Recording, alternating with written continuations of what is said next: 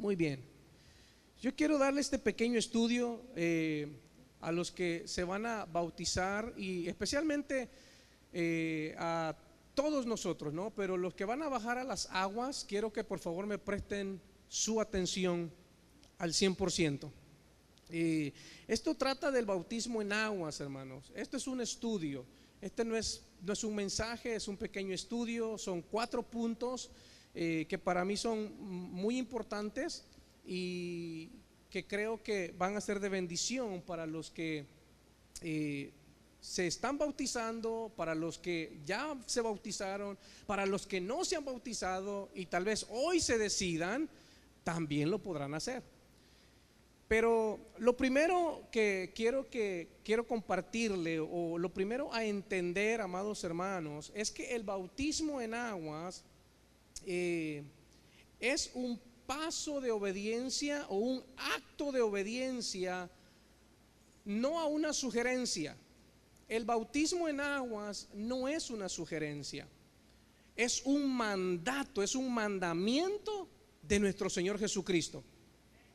El bautismo en aguas no es una sugerencia, no está sujeto a debates, hermano. ¿Me bautizo, no me bautizo? ¿Es que para qué me voy a bautizar? ¿Es que si no me bautizo no importa? No, el bautismo en aguas no está sujeto a debates. El bautismo en aguas es un mandamiento de nuestro Señor Jesucristo, de nuestro comandante en jefe, del que está a cargo de todo, hermano. Es la orden de Cristo Jesús. En Mateo 28:19 es cuando Jesús hizo esta declaración y nos dio este mandato. Dijo: id pues y haced discípulos de todas las naciones, bautizándolos. No dijo pregúntenles a ver si quieren, no, dijo bautizándolos en el nombre del Padre, del Hijo y del Espíritu Santo. ¿En el nombre de quién? Del Padre, del Hijo y del Espíritu Santo. ¿Quién dijo eso? Jesús. Jesús es el Hijo de Dios, Dios en la carne, Emmanuel, Dios con nosotros. ¿Por qué enfatizo esto, hermano? Porque hay veces, hay diferentes pensamientos o conocidas como doctrinas que dicen que tiene que ser el bautismo solamente en el nombre de Jesús. Porque en el libro de los Hechos, y esto es un poquito de historia que quiero darle, en el libro de los Hechos usted ve a los apóstoles bautizando, pero lo extraño es que ellos bautizaban en el nombre de Jesús. Pero Jesús les dio la orden de bautizar en el nombre del Padre, del Hijo y del Espíritu Santo. La pregunta es: ¿por qué los discípulos lo hicieron como lo hicieron? ¿Acaso no recibieron la orden del maestro?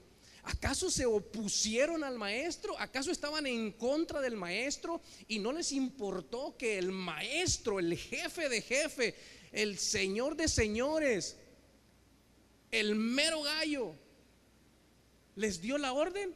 ¿Será que lo estaban contradiciendo? No lo estaban, aunque parece que lo están contradiciendo, porque usted lee el libro de los Hechos y cuando aparece que Pedro hace bautismo, tiene bautismo, bautiza a la familia de Cornelio, lo hace en el nombre de Jesús.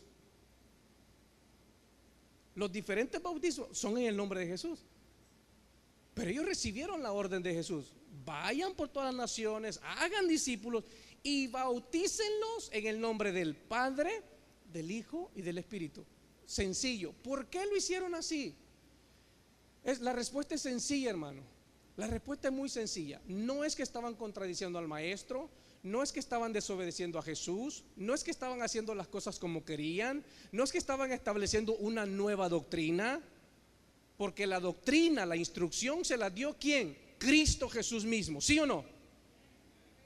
Y les dijo: es fácil, vayan, evangelicen, hagan discípulos y bauticen. Bauticen en el nombre del Padre, del Hijo y del Espíritu Santo. Ellos bautizan en el nombre de Jesús. ¿Por qué? La respuesta es muy sencilla, no necesita ciencia. Porque la tarea de los discípulos era establecer el nombre de Jesús como el único nombre que tiene toda la autoridad. Porque en ese momento, recuerde que ellos eran perseguidos por predicar ¿a quién? A Cristo. Ellos, su tarea era establecer que en el nombre de Jesús todo se tenía que sujetar. Por eso cuando encuentran al paralítico en el templo La Hermosa, le dice Juan, sí era Juan y Pedro, ¿verdad? Juan y Pedro, pensé que era Pedro y Pablo, no eran ellos, ese era otro corito. Era Pedro y Juan, suben al templo, encuentran al paralítico y le dicen: no tenemos plata ni oro, pero lo que tenemos te damos, en el nombre de Jesús. Y cuando los arrestan y los llevan al concilio, les dicen: dejen de predicar en ese nombre, dejen de hablar de él, dejen de hablar de ese tal Jesús, dejen de decir que nosotros lo crucificamos, porque querían opacar los religiosos, la religión organizada quería eliminar el nombre de Jesús. La tarea de los discípulos en ese tiempo era establecer el nombre de Jesús, y ellos no lo estaban haciendo para contradecir a Cristo. Ellos tenían muy clara la orden. Ellos sabían que cuando bautizaban tenían que hacerlo en el nombre del Padre, Hijo y Espíritu Santo, pero en ese momento ellos sabían que su tarea principal era establecer el nombre de Jesús, en el nombre de Jesús. Entonces esa es la respuesta, hermano. No es que ellos se contradijeron, porque hasta hoy en día existen esos pensamientos, y pues esos pensamientos se transforman en doctrinas, y hay doctrinas. ¿Estamos en contra? No, yo no estoy peleando con nadie, simplemente estoy aclarando lo que la Biblia dice. ¿Me explico? Yo no estoy en contra de nadie. Si lo practican así, pues gloria a Dios, son nuestros hermanos, no hay por qué pelearnos. Peace and love, right? No hay necesidad de debatir. No, es que lo hacen mal. That's not my problem. Yo voy a obedecer lo que la Biblia dice, lo que Cristo dijo, y tratar de entender por qué los discípulos hicieron lo que hicieron. ¿Me explico? Pero seguir la obediencia a la palabra de Cristo Jesús. ¿Sí? Esto no se trata para debatir, hermano. Sí, yo conozco a uno, y salga de aquí a debatir. No, el evangelio no es para discusiones ni para contiendas. El evangelio es gozo, paz, armonía, amor en el Espíritu Santo de Dios. Amén. Muy bien. Entonces Jesús da la orden: vayan, hagan discípulos y bautícelos en el nombre del Padre, del Hijo y del Espíritu Santo. Jesús mismo, hermanos, nos dio el ejemplo. Jesús mismo fue bautizado. Qué tremendo, hermano, porque obviamente yo, con mi mente tan finita, yo no entiendo todo el misterio que hay, pero porque según lo que dice la Escritura, que el bautismo de Juan era para perdón de pecados. Pregunto, ¿Jesús tenía pecado? ¿Y por qué porque tomó el bautismo de Juan? El bautismo de Juan era para perdón de pecado en su momento. Porque cuando llega con Juan en Mateo 3, verso 13 al 17, le dice esto: Jesús vino a Galilea, a Juan, al Jordán, para ser bautizado por él. Mas Juan se le oponía. O sea, Juan el Bautista, que de hecho terrenalmente eran primos, hermanos. ¿Sabía que eran primos? Juan el Bautista y Jesús eran primos. Creo que Juan el Bautista era mayor, no sé si 6 meses. Tenían la misma edad casi. Juan el Bautista era mayor 6 meses. Qué tremendo, ¿verdad? Qué lindo que en las familias, que todas las familias seamos así, hermano. Por eso mi deseo es que esta iglesia sea una iglesia de familias, hermano. Descompuestas, hermanos, rotas, pero con el corazón para servir a Dios. Diferentes pensamientos, opiniones, pero con un corazón de servicio al Señor. Porque ¿quién aquí tiene la familia perfecta, hermano? Tendrá la familia peluche, pero la familia de allá de Alemán no creo, hermano. Tendrá su Ludoviquito por ahí, su Bibi, la rara, ¿no? Pero tener un corazón que sirva a Dios. Pero Jesús viene al Jordán con Juan el Bautista, ya ejerciendo su ministerio, y Juan dice que se le oponía y le decía: yo necesito ser bautizado por ti, ¿y tú vienes a mí para que yo te bautice?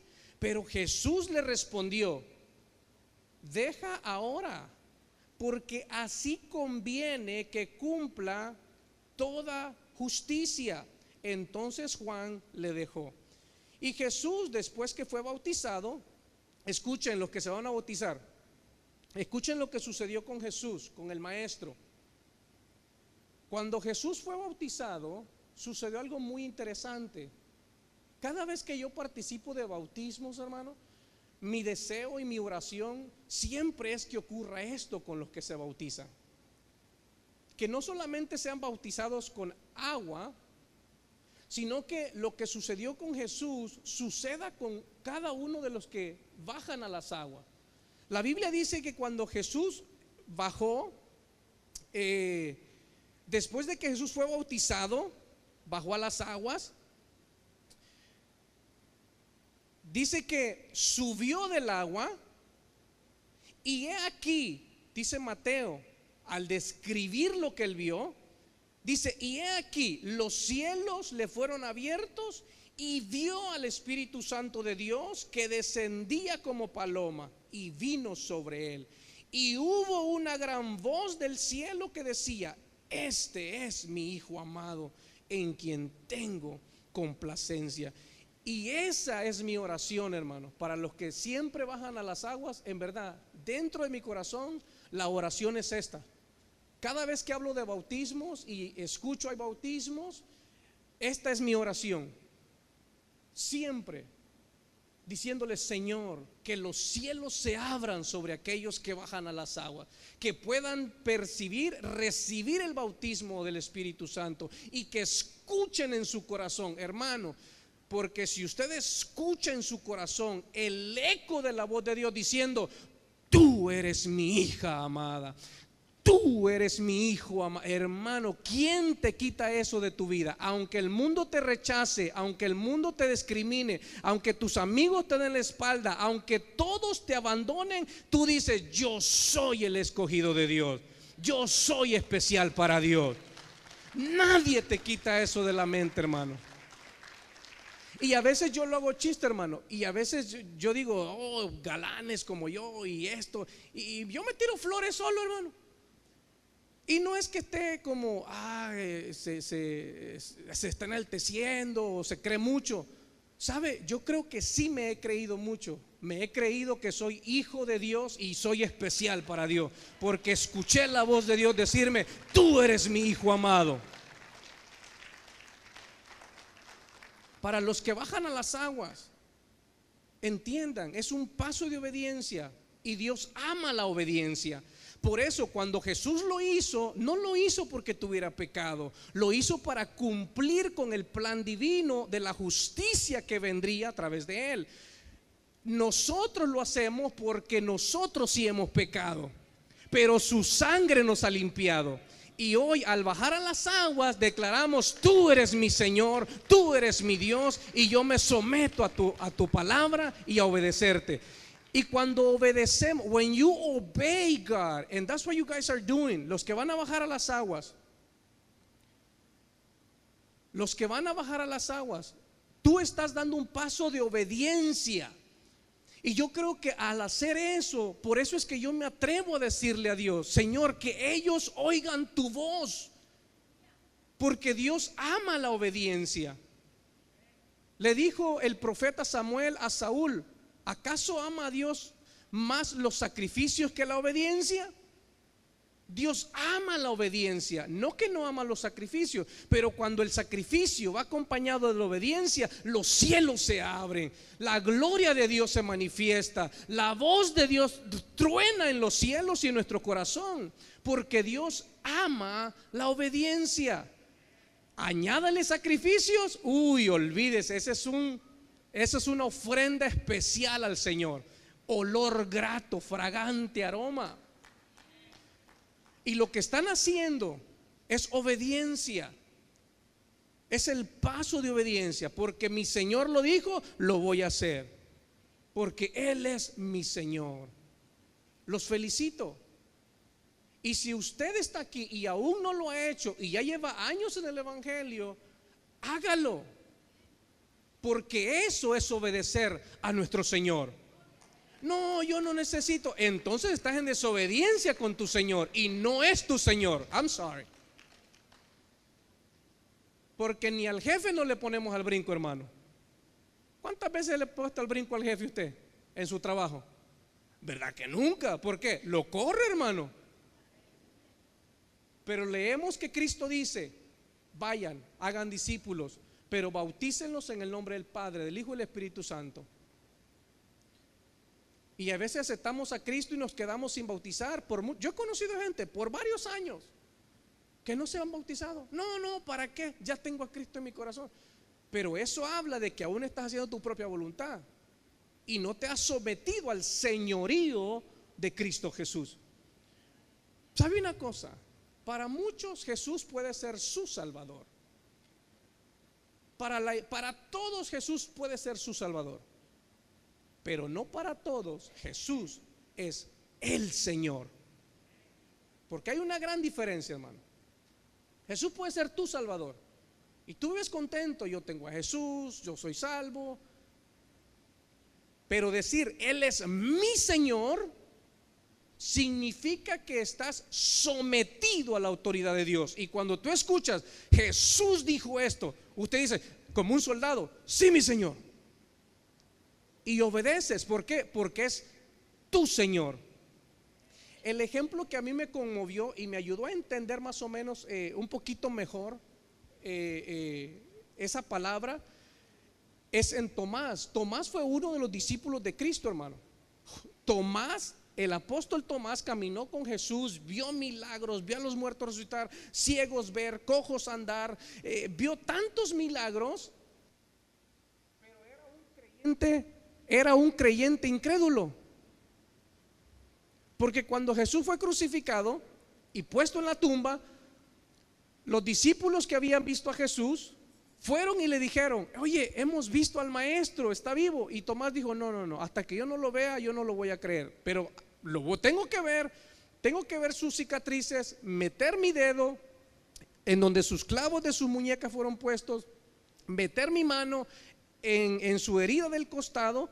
Si no, yo no voy a creer. Y era un apóstol, hermano. Es como para decir: ¿qué esperanza tengo yo, verdad? Simple mortal. Sin embargo, dice que cuando se les apareció Jesús en la casa donde estaban, que de hecho eso es tremendo, hermano, porque dice que estaban a puertas cerradas, pero Jesús se les apareció ahí, o sea, con un cuerpo glorificado. No era fantasma, tenía un cuerpo, pero entró a la casa y se les paró ahí enfrente y le dijo: Tomás, ¿por qué no crees? Aquí estoy, parafraseando. Mira, ven.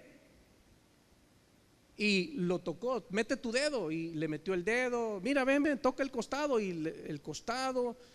Y ahí es donde Tomás reconoce a Jesús ya no como un maestro, como el Salvador, porque yo creo que ni lo reconocía como Salvador, lo reconocía como maestro, el rabí. Pero ahí usa una palabra que en el griego es kurios, que es muy interesante, porque kurios ya no significa rabí. Cuando lo ve le dice rabí, maestro. Pero cuando toca sus heridas en el cuerpo glorificado, después que había resucitado, toca a Cristo, sus heridas, su costado, dice la Escritura que le dice kurios. Y la palabra kurios tiene dos connotaciones: mi Señor y mi Dios. ¿Y qué era antes? Un maestro. Por eso digo, para algunos hemos aceptado a Jesús como Salvador y se nos hace difícil aceptarlo como Señor. Salvador es el que te salvó, perdonó tus pecados, tiene salvación. Pero Señor es a alguien a quien te sometes para hacer su voluntad y para seguir sus instrucciones. Así es que hoy los que bajan a las aguas, quiero decirles que con este paso de obediencia ustedes están declarando que Jesús no solo es su Salvador, sino que Jesús es su Señor. ¿En dónde encuentran la instrucción del maestro? En su palabra. ¿Ya llegaron todos los que se van a bautizar o todavía estamos esperando? ¿O nos llegó tarde alguno? A ver, ¿quién tiene la lista? ¿Ya llegaron algunos? A ver, ¿dónde están los que se van a bautizar? Levántenme la mano. Alto. Ok. Amén. Gracias, pueden bajarla. Ustedes están tomando el paso de obediencia, guys. You guys, what you guys are doing, it's called obedience. Y hoy están declarando, Jesús no solo es mi Salvador, Jesús es mi Señor. ¿Me explico? Y eso es lindo, porque te lleva a un compromiso mucho más íntimo con Dios. Para no dejarlo con la duda, para moverme al segundo punto y ya ir cerrando, los próximos son cortitos. ¿Por qué Jesús se bautizó? Bueno, era un bautismo para perdón de pecados. Jesús no tenía ningún pecado. Sin embargo, dice Jesús a Juan, déjalo o permítelo porque es necesario para cumplir toda justicia. Se está refiriendo que Él va a cargar con el pecado. Al que no conoció pecado, dice Pablo, Dios lo hizo pecado por nosotros. En la cruz, cuando Jesús clama, Padre, ¿por qué me has desamparado? Es porque en ese momento Jesús recibió la carga de todos los pecados por habidos y por haber. Todos los pecados de la humanidad, imagínense, cayeron sobre un solo hombre perfecto, Cristo Jesús. Dios le tuvo que dar la espalda, la separación, porque sabe que infierno en realidad no es fuego, azufre, gusano. Infierno es simplemente y tristemente la separación del ser humano con su creador.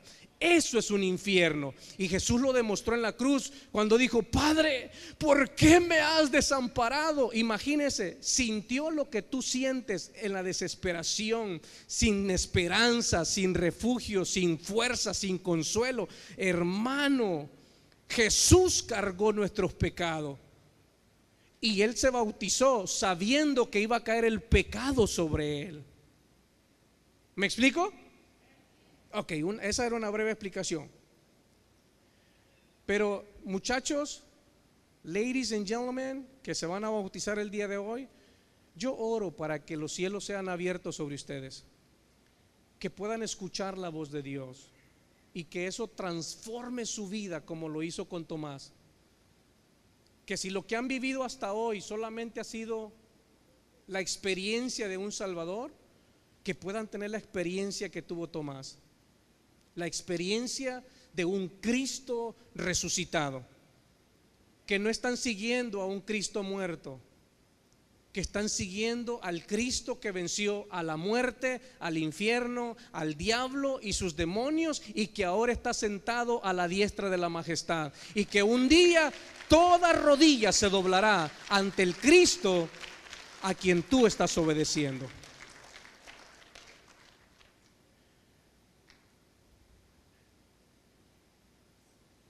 Punto número 2. El bautismo representa, escuchen los que se van a bautizar y tal vez los que ya se bautizaron y no lo sabían, el bautismo en agua representa muerte y resurrección. Según lo que dice el apóstol Pablo en Romanos 6, versos 3 y 4. ¿O no saben que todos los que hemos sido bautizados en Cristo Jesús hemos sido bautizados en su muerte? Por tanto, hemos sido sepultados con Él por medio del bautismo para muerte, a fin de que como Cristo resucitó de entre los muertos por la gloria del Padre, así también nosotros andemos en una nueva vida. Necesitamos saber que el bautismo representa la muerte, sepultura y resurrección de Cristo Jesús. ¿Qué es el mensaje que se está enviando cuando usted bajó a las aguas o cuando ellos bajen a las aguas? Cuando bajan están declarando: yo estoy siendo sepultado con Cristo Jesús.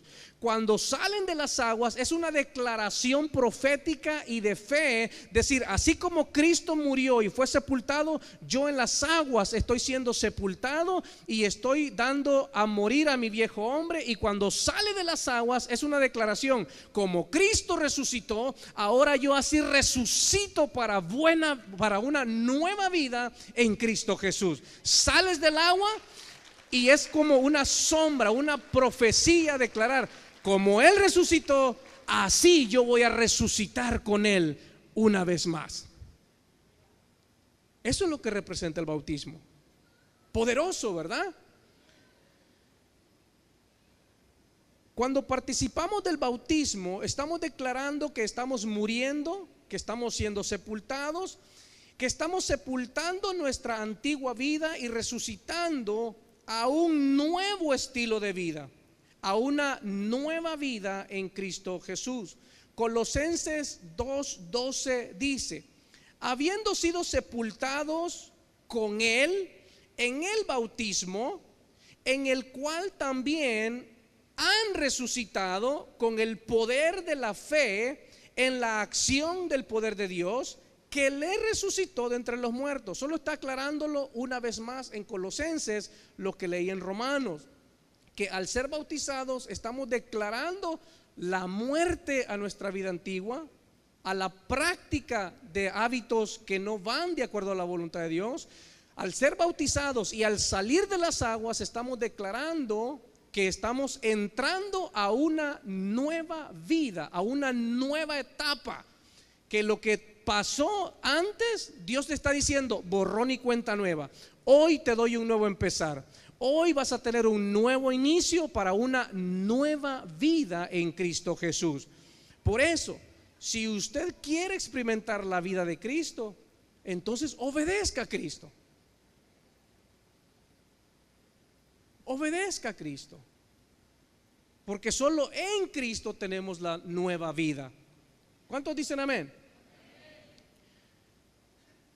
Debemos aprender día a día a vivir un nuevo estilo de vida en Cristo Jesús. Un estilo de vida guiado no por nuestros propios deseos, ni por nuestros propios pensamientos, ni nuestra propia voluntad, sino guiado por el Espíritu Santo y la palabra de Dios. Tenemos que aprender a vivir día a día, hermano. Esto no es una vida que usted la aprende 24 horas. Hoy la aprendió y mañana ya casi está glorificado. No. Por eso Pablo escribe en Tesalonicenses 1:6: porque el que empezó la buena obra en nosotros, Él mismo la perfeccionará hasta el día de su venida. O sea, este es un proceso, un nuevo estilo de vida que tenemos que aprender a vivirlo un día a la vez. Un día a la vez, un día a la vez. La regué hoy y siento que estoy dando un paso para atrás. Créeme, cuando tú caes en la gracia, tú no das un paso para atrás. Tú caes en la gracia y Dios dice: yo voy a hacer que eso obre para tu bien, porque el que está haciendo la obra soy yo, es el Espíritu Santo. Por eso es importante a vivir un día a la vez un nuevo estilo de vida, pero no guiados por nuestra mentalidad, no guiados por las emociones, no guiados por nuestra voluntad, sino guiados por el Espíritu Santo y la palabra de Dios. El Espíritu Santo y la palabra de Dios. ¿Cuántos dicen amén? ¿Me explico, hermanos? Ok, número 3. Ya no somos esclavos del pecado.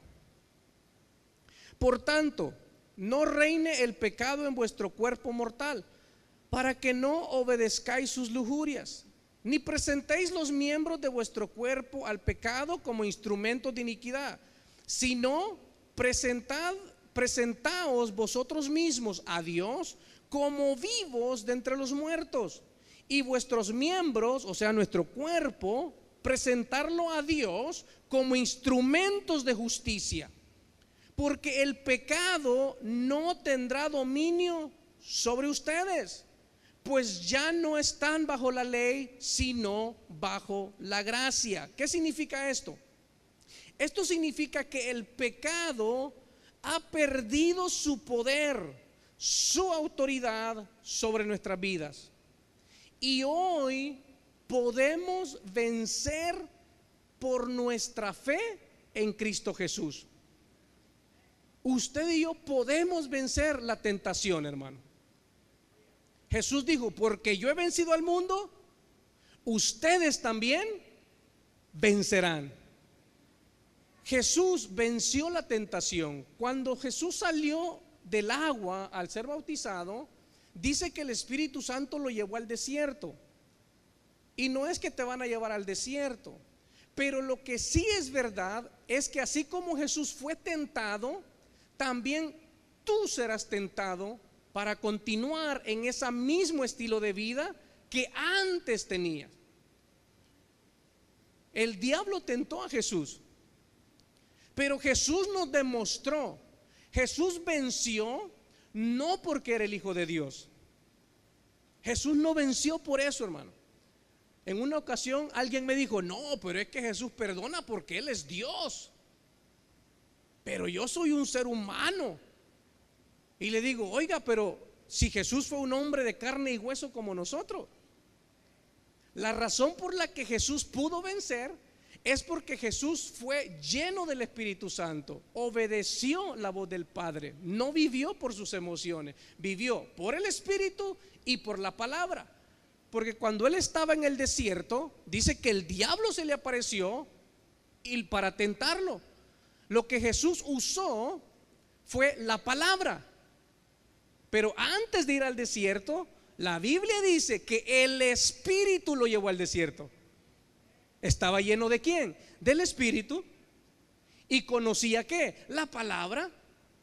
La palabra y el Espíritu te hacen un rema para tu alma, para tu espíritu, y te ayudan a vencer la tentación. Nos ayudan a vencer la tentación.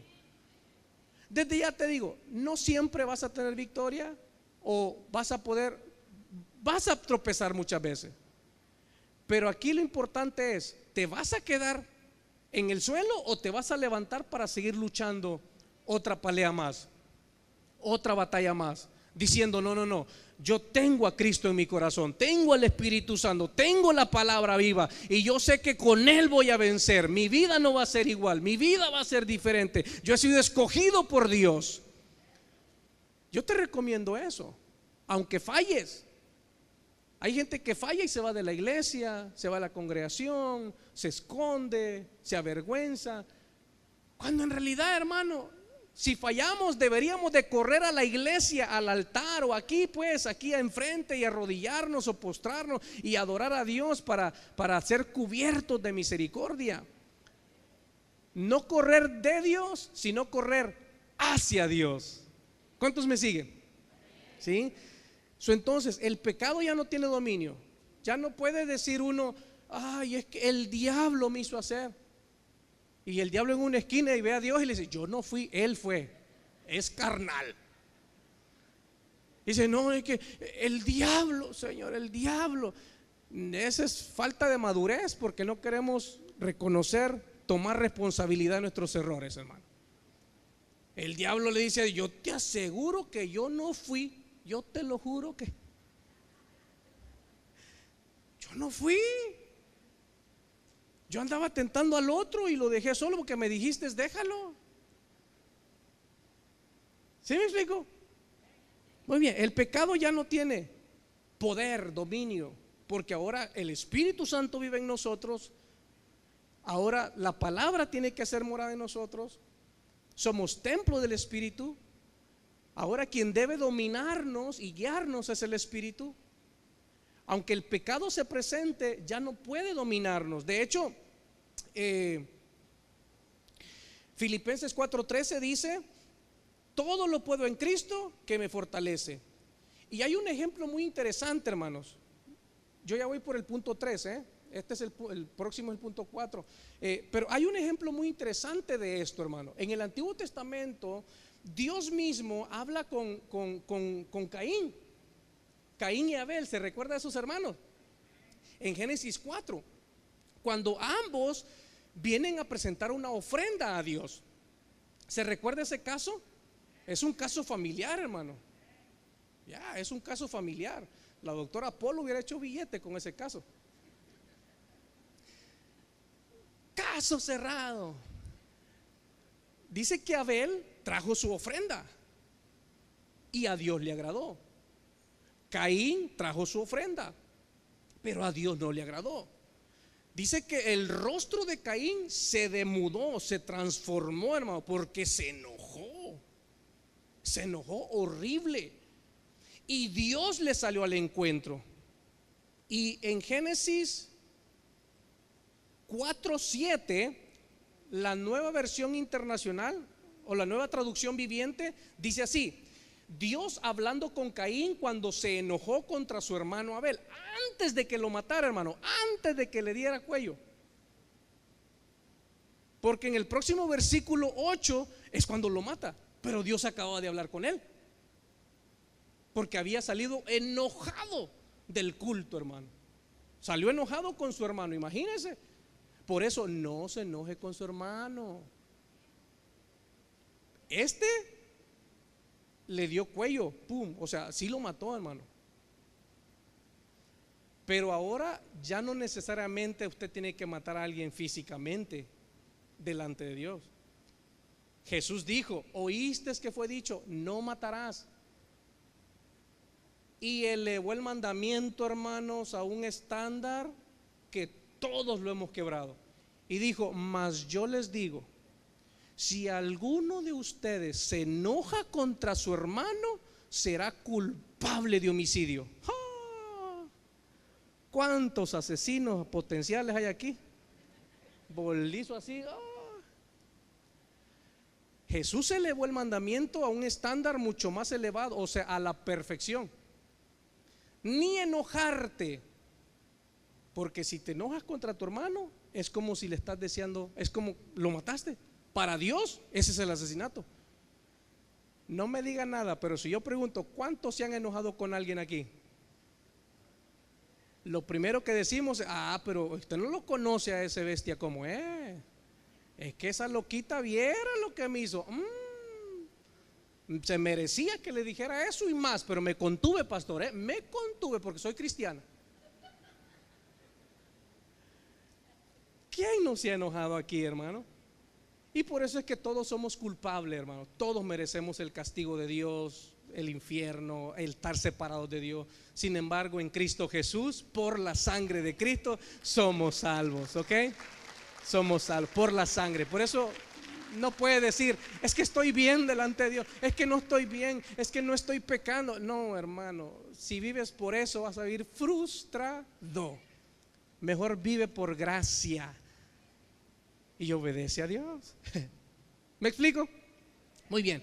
Pero le dice Dios a Caín, le dice, escuche lo que le dice: serás aceptado si haces lo correcto, pero si te niegas a hacer lo correcto, entonces ten cuidado, porque el pecado está a la puerta y el pecado te acecha y el pecado está ansioso por controlarte. Y escuche cómo cierra Dios esto. Y le dice: pero tú domínalo, pero tú debes dominarlo y ser su amo. O sea, el pecado ya no te puede manejar, Caín. Lo que Caín necesitaba hacer era creer la palabra que Dios le dijo por fe y decir: no, Dios me acaba de hablar, dice que yo puedo dominarlo, que esto no me debe dominar. Y por la fe creer en la palabra de Dios y vencer al enemigo. Pero él no quiso, él siguió su propio corazón. Y desde ahí, hermano, puede ver que no escuchó con fe, ignoró la fe, aunque la palabra venía directamente de Dios, pero no ejerció nada.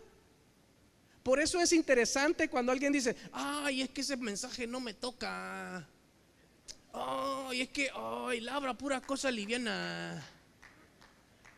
Porque cuando una palabra, tu corazón está lleno de fe, créeme, algo Dios te va a hablar, algo Dios va a hacer en tu vida, algo Dios va a transformar. Aunque el predicador sea torpe de lenguas como yo, hermano, torpe de palabras, pero cuando en tu corazón hay fe, Dios usa tu fe y te da algo a tu corazón y tú sales lleno de bendición.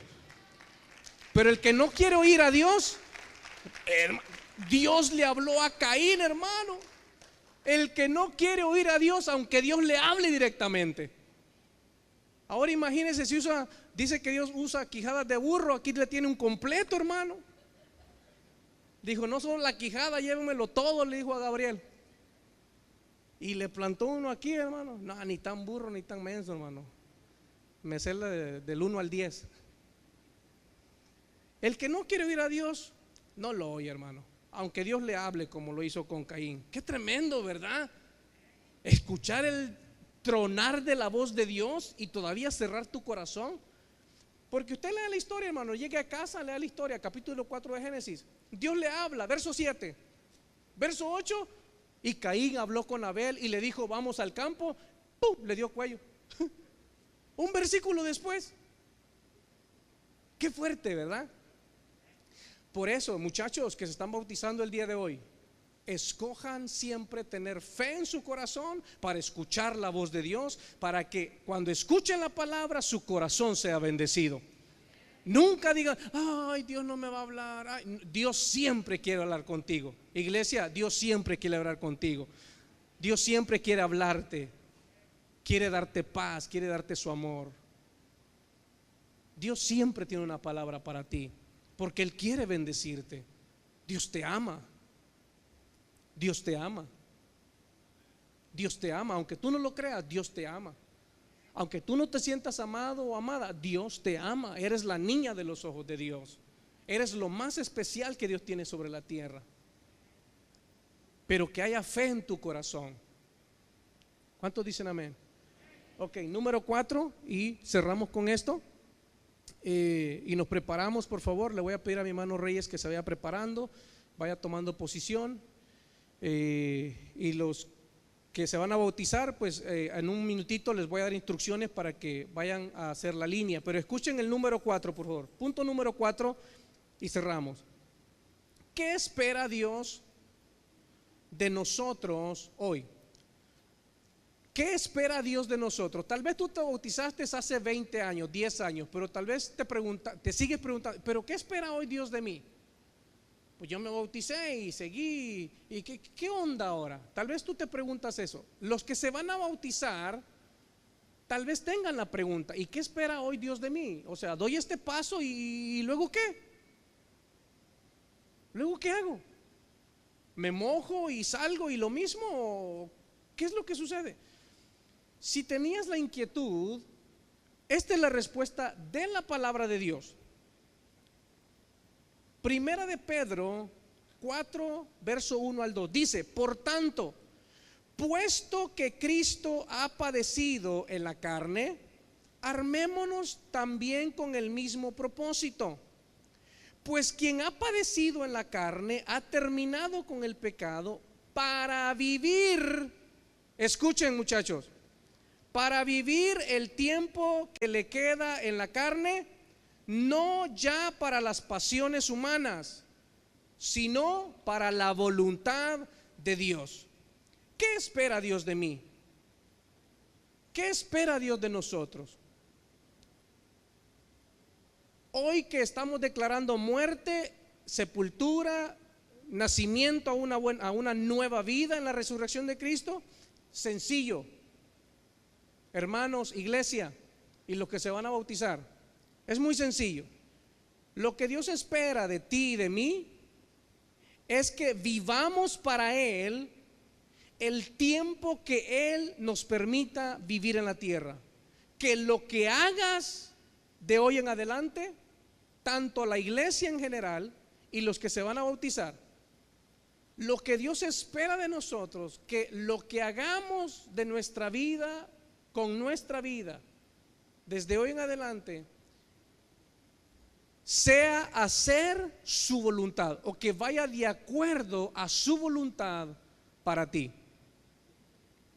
Su voluntad es transformar tu imagen a la imagen de Cristo. Lo que haces, aún en el trabajo, en la escuela, en la universidad, en el parque, en la tienda, ¿reflejamos a Cristo? ¿Estamos trabajando para que la voluntad de Dios sea forjada en nuestra vida? Porque es lo que está diciendo el apóstol Pedro. ¿Qué espera Dios? Es que ya no presentes, dice, los cuerpos, los miembros de tu cuerpo como instrumentos al pecado, sino como instrumentos a la voluntad de Dios. El apóstol Pablo diría lo siguiente en Gálatas 2:20: con Cristo estoy juntamente crucificado, y ya no vivo yo, mas vive Cristo en mí. Y lo que ahora vivo en la carne, lo vivo en la fe del Hijo de Dios. Porque lo que Dios espera es que vivamos para hacer su voluntad. ¿Cuántos dicen amén a eso? Quiero pedirle a los que se van a bautizar que por favor ya pasemos a hacer una línea. Ay, ¿qué se me hizo, Reyes? Pensé que había echado un clavado ahí. Ok. ¿Cuántos reciben la palabra del Señor? ¿Cuántos dicen amén a su palabra? Vamos, tú la recibes, dale palmas al Señor en esta hora. 4 puntos, hermano. 4 puntos muy importantes. El bautismo no está sujeto a debates, no es sugerencia. El bautismo es un mandamiento de Dios. Cuando alguien acepta a Cristo, el segundo paso, el próximo paso es el bautismo en agua. ¿Por qué? Porque es una orden del Señor, hermano, y porque trae mucha bendición con él.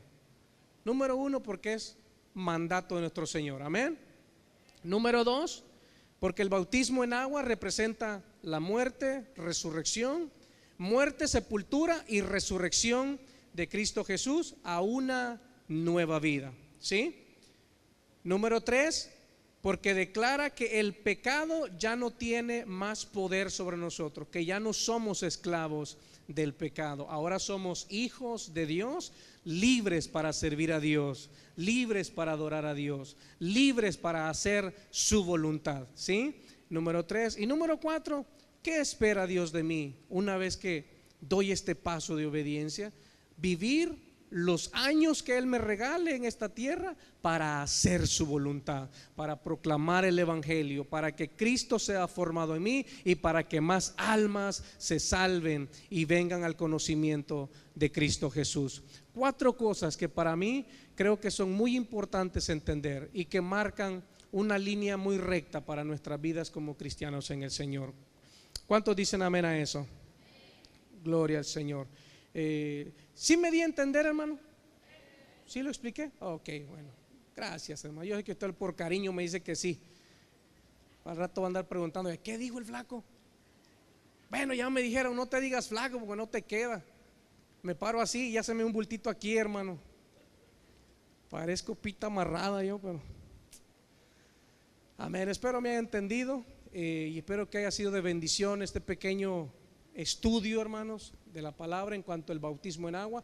Y si usted no ha dado este paso de obediencia, sé que ellos se registraron, pero si usted no ha dado este paso de obediencia y ya lleva un buen tiempo como creyente, como seguidor de Cristo Jesús, y quiere bautizarse, hoy es la oportunidad, hermano. Hoy es la oportunidad. Simplemente va a anotar su nombre porque el próximo domingo le vamos a dar un certificado que usted podrá ponerlo ahí en un marco y ponerlo ahí como recuerdo y memoria, un altar a la memoria de su bautismo, cuando usted declaró: hoy muero y hoy resucito para una nueva vida. Un certificado el próximo domingo. Tal vez usted no trae toalla, no trae un cambio de ropa, no importa, hermano, se para ahí y hasta que se escurra se va, hermano, para que no me moje la carpeta porque luego me toca a mí secarla. Nada, puede hacerlo.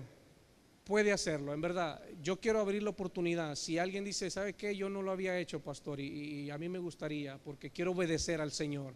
Jesús es mi Señor, no solo mi Salvador. Entonces, si usted no lo ha hecho, si usted no se ha bautizado y gusta hacerlo, puede hacerlo en esta tarde, ¿ok? Y si así gusta hacerlo, puede pasar aquí a este lado y hacer la línea para que pueda bautizarse. ¿Habrá alguien que quiera bautizarse el día de hoy? A ver, un valiente, una valiente. O ya todos son bautizados, hasta con fuego y el espíritu, ¿verdad? Con el fuego y el espíritu, amén. Sí, sabía que Juan el Bautista, cuando habló de Jesús, dijo: yo los bautizo en agua, pero él, hablando de Jesús, él los bautizará con fuego y con espíritu. ¿Acaso no es lo mismo? No, no es lo mismo. Son dos cosas diferentes. Con fuego y con espíritu. Hoy quería hablarles de eso, pero dije, no, mejor les doy el estudio. Los voy a dejar picados para el próximo domingo. Voy a tratar de traer ese mensaje. Bautismo de fuego y espíritu. Porque aunque el espíritu se manifiesta como fuego, no es como que está usando ambos, ¿no? El espíritu y el fuego, no. Se refiere a algo más profundo, hermanos. El espíritu es obvio. El fuego es algo mucho más difícil que nos cuesta aceptar.